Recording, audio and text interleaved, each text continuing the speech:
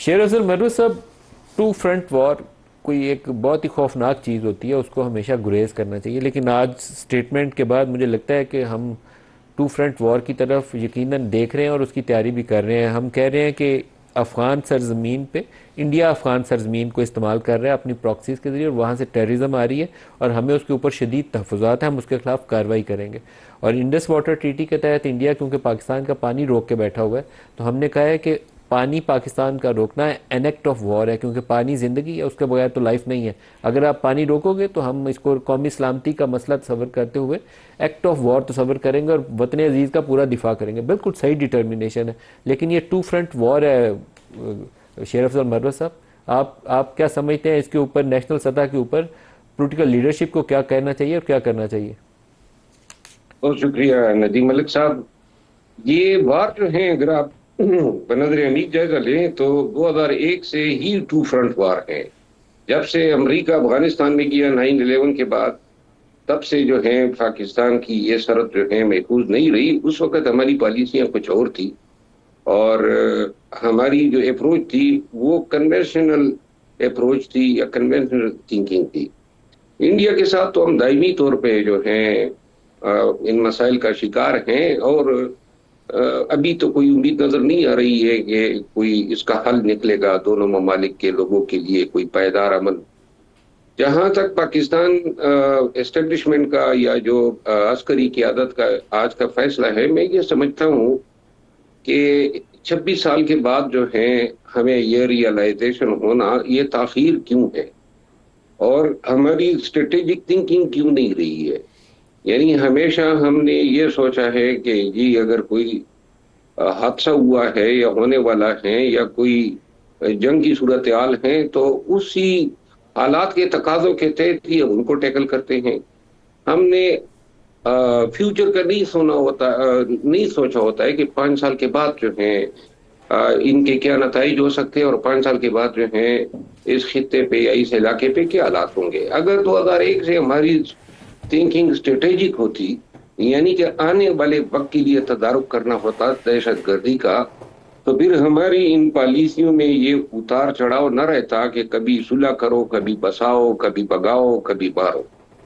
तो लिहाजा मैं ये समझता हूं कि कुल के अस्करी क़यादत को और सियासी क़यादत को दहशतगर्दी की जंग में और दोनों ममालिक के साथ ताल्लुकात के हवाले से पॉलिसी बनाने पे सेम पेज पे आना होगा, नंबर एक। और दो, सिर्फ बात यहाँ पे खत्म नहीं होगी कि ये आपने नेशनल एक्शन प्लान 1 या 2 दे दिया। बेसिकली नेशनल एक्शन प्लान जो है, इसको अगर आप देख लें तो इसकी कामयाबी का तमाम दारोमदार जो है वो अवाम के पार्टिसिपेशन से है। और मुसीबत यही है कि अवाम को इसमें शामिल नहीं किया गया।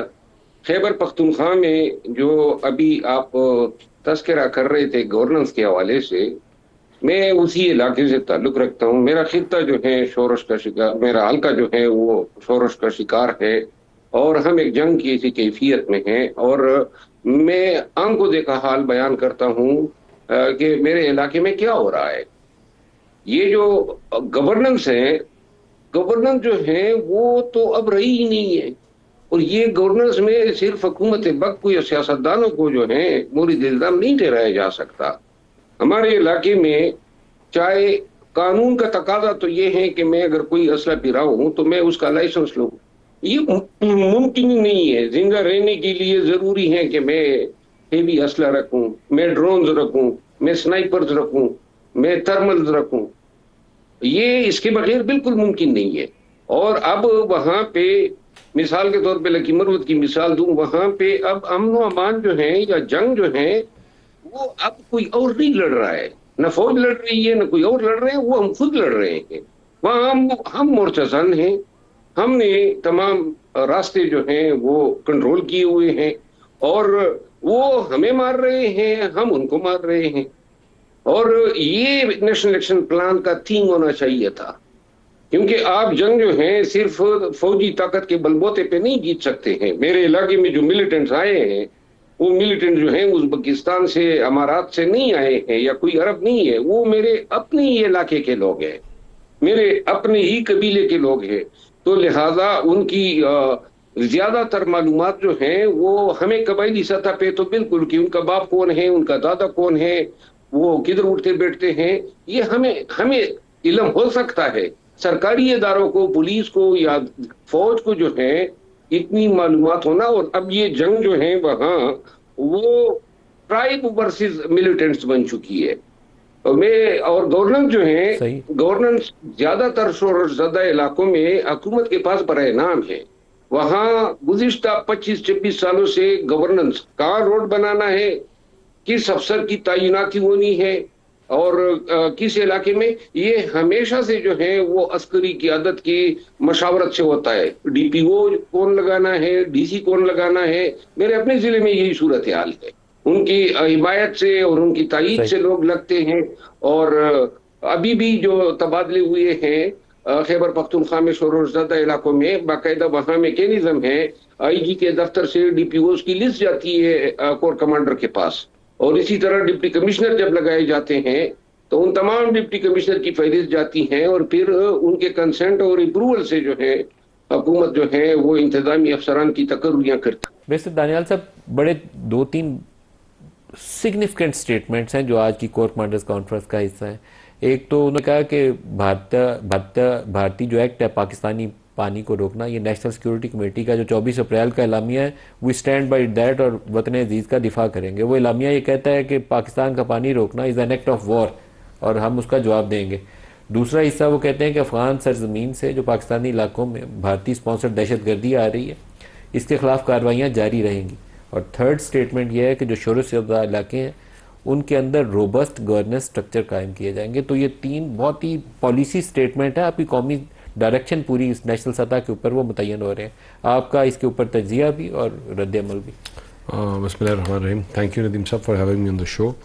नदीम साहब, जो पहली बात है जो पानी की है, और जिस तरह उसको अगर रोका गया तो रोका जा रहा है, रोका तो पहले जा रहा है। यस, तो this will be considered as act of war. अभी आपने देखा कि हमने रिसेंटली कॉन्फ्रेंसेस होस्ट हुई इस्लामाबाद में और डिफरेंट शहरों में, जो सिर्फ इस चीज़ को जहाँ मल्टीपल स्टेक होल्डर्स थे और इस चीज़ को हाईलाइट किया कि किस तरह इंडिया एक्ट ऑफ टेररिज्म कर रहा है और किस तरह पानी को एज अ टूल इस्तेमाल कर रहा है। कमांडर्स कॉन्फ्रेंस का ये कहना कि हम इसको एक्ट ऑफ वॉर ट्रीट कर रहे हैं, तो उसका तो इम्पैक्ट और है। मेरे जहन में तो तस्वुर यह है कि फौज उसके खिलाफ प्लान करेगी कि हमने क्या रद्दमल देना। देखिए, तो मिलिट्री का रद्दमल काइनेटिक होता है, वो कॉन्फ्रेंस नहीं होती। देखें, कोई भी एक्शन होता है उससे पहले एक डिबेट होती है, और डिबेट जो है जिसकी मैं पहले बात कर रहा हूँ वो आगे रेसिप्रोकेट करती है एक्शंस की तरफ, ठीक है, and eventually leads to actions.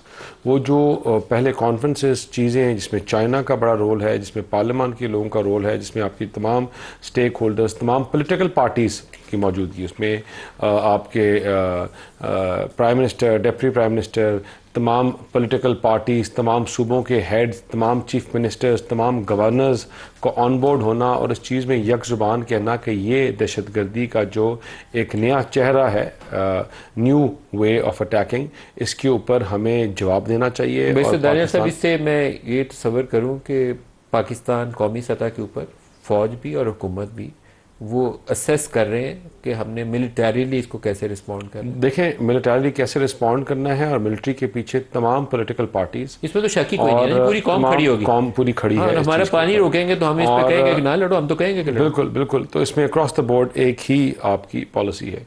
दूसरा, सेकंड हम आ जाते हैं, पॉलिसी क्या है? पॉलिसी रिस्पॉन्ड बिल्कुल मिलिटरीली। देखिए, मिलिटरीली तो उसको देखा जाएगा, और वो कोर कमांडर्स और जो आई थिंक जो टीम है, they will be able to respond better. But हम जिस फोरम के ऊपर हाईलाइट करना है पॉलिटिकल पार्टीज़ का यक ज़ुबान होना और अपने अफवाज के पीछे खड़ा होना कि strategically whatever they think better, all political parties और पूरी कौम उनके पीछे खड़ी है। This is the message that has been sent on multiple occasions.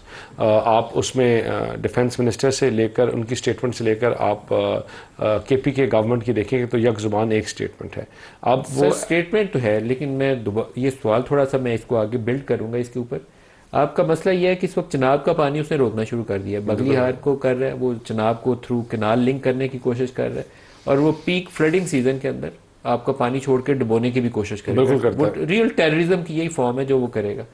तो आप जब कहते हैं कि हम प्लान कर रहे हैं कि हम अपना जवाब देंगे और फौज भी कहती है हम जवाब देंगे, तो उस जवाब की नौयत क्या होगी? देखें, कोई भी स्ट्रैटेजी होती है, पहले अगर आपके मैं इस चीज़ के ऊपर बात करूं कि देखें, अगर जो भारत कर रहा है वो बल्कि we had the water commissioner recently and tell us, guide us and tell us all about it.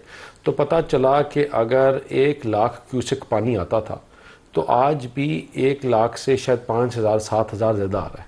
लेकिन होता क्या है कि जो पूरे साल में आता था अब वो 1.5 महीने में आ रहा है, क्योंकि जब उसको फ्लडिंग करते हैं, अपने गेट्स खोलते हैं, और जो उन्होंने ब्रीच ऑफ कॉन्ट्रैक्ट्स किया हुआ है इंडस वाटर ट्रीटी की, और उसके ऊपर 300 से प्लस उन्होंने छोटे डैम्स बनाए हुए हैं और चीज़ें बनाई हैं, जब ये फ्लड करते हैं और पाकिस्तान को असल में पहले पानी रोकते हैं और फिर डुबाने की कोशिश करते हैं उन देहातों को, उन इलाकों को जो सालों साल से वहाँ रहते हैं, और आप फिर फ्लडिंग जो होती है और जो पाकिस्तान नुकसानात देखते हैं और जो हमारे लोग फिर शहीद होते हैं और इस पूरे एक्ट ऑफ टेररिज्म में जो लोग मरते हैं, इसका डायरेक्टली रिस्पॉन्सिबल भारत है, इंडिया है, एंड मोदी का फैशिस्ट माइंडसेट है। अब कोई भी चीज़ का, किसी भी चीज़ का ऐसी मिलिटरीली रिस्पॉन्ड करना या उसकी स्ट्रैटेजी को डिस्क्लोज करना, आई थिंक कि this is not part of any arm forces की अपनी स्ट्रैटेजी अपनी को सामने लेकर आए। देखिए, that is more than enough for them to say, जो आज ऑफिशियल स्टेटमेंट आई कि वो ये है कि हम इसको रिस्पॉन्ड करेंगे, इसको एक्ट ऑफ वॉर ट्रीट कर रहे हैं, किया जाएगा, और इस पर पाकिस्तान इज़ नॉट आइसोलेटेड।